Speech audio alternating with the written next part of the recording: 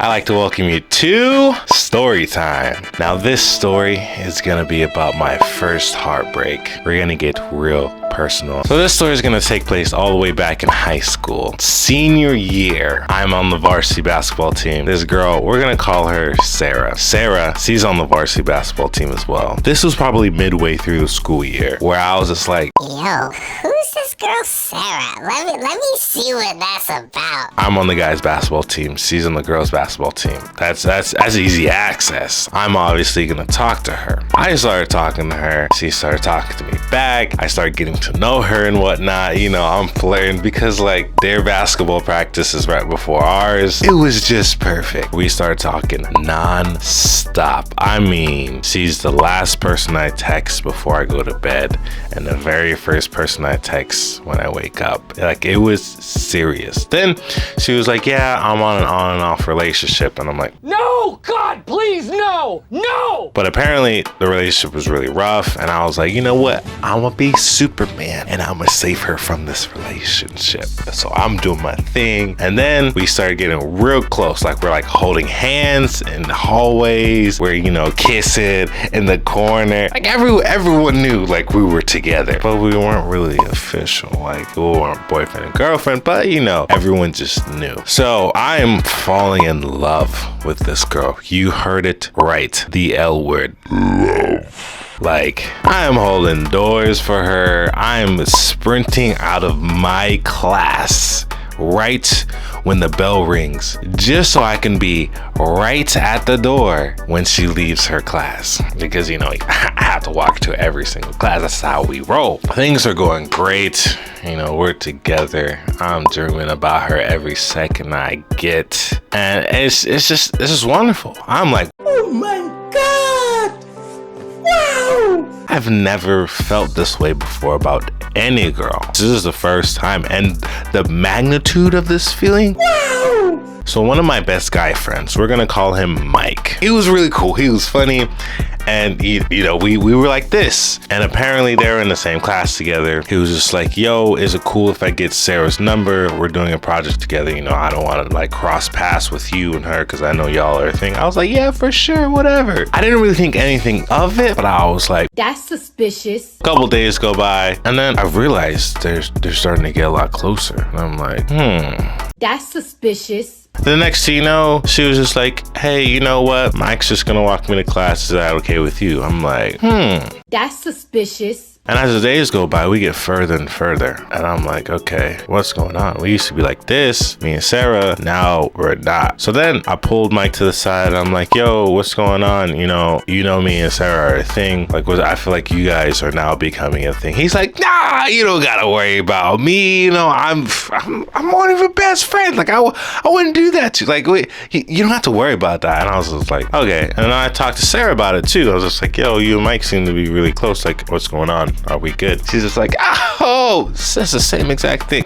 Oh, no, we good. Everyone knows we're a thing. You don't have to worry about anything. And I'm like, okay, all right. But in the back of my head, I felt like, that's suspicious. So a couple days go by. I wake up. I go to school. Everyone's coming up to me. And I'm like, why is everyone? They're like, yo, did you hear the news? And I'm like, what news? They're like, Sarah and Mike are dating. I was like,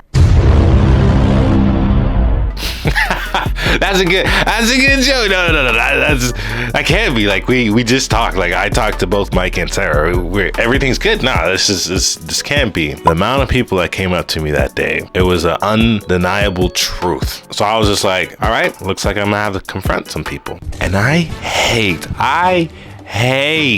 confronting people. That is one of my least favorite things to do. If it was up to me, I would never bring anything up because I would rather just brush it off and just be like, whatever, and just be happy and not think about it.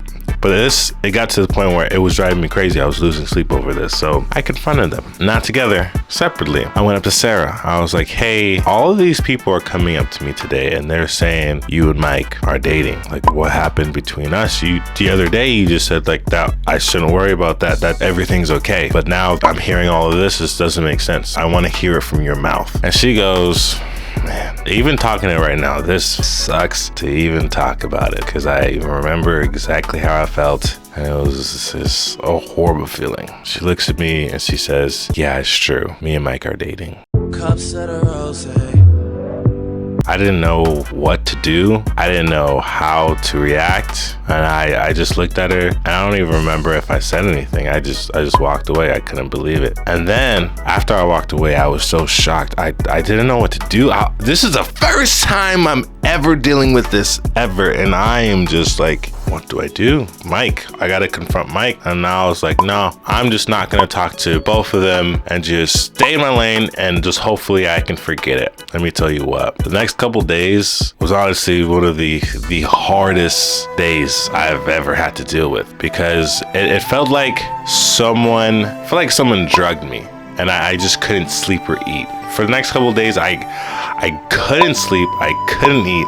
Oh, the only thing I wanted to do, I just wanted to text Sarah and be like, why? Like, no, can we just like forget any of this happened and just be together? Like I said, this was my very first love. This girl, I loved this girl so much with all ounce of my being that when this news happened and I had to deal with it, I didn't know how to cope. I didn't know how to handle it. So I was just spending the next couple of days just feeling like, you want to know the worst part? I still had a basketball season to go through. I still had to see her and Mike every single day. I was playing basketball with Mike every single day. I had to pretend that we were cool when I hated his guts. And it's crazy because at that point of time, I've never hated anyone in my life. I was always cool. I never even disliked everyone. I'm an everyone's person. Like I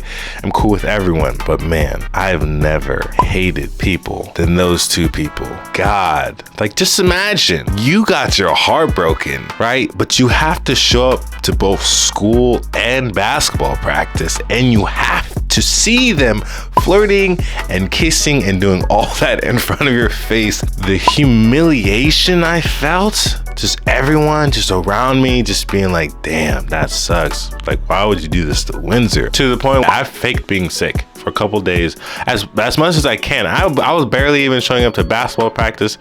It was rough, man. It was freaking rough. Till this day, both of them, they never apologized for nothing. Like I just had to go through life. So basketball season ended. They still were dating and they ended up dating for like years. For years. I would like check back with like one of their profiles like once a year just because. And yeah, I would check back and they would still be dating. And I was just like, you guys.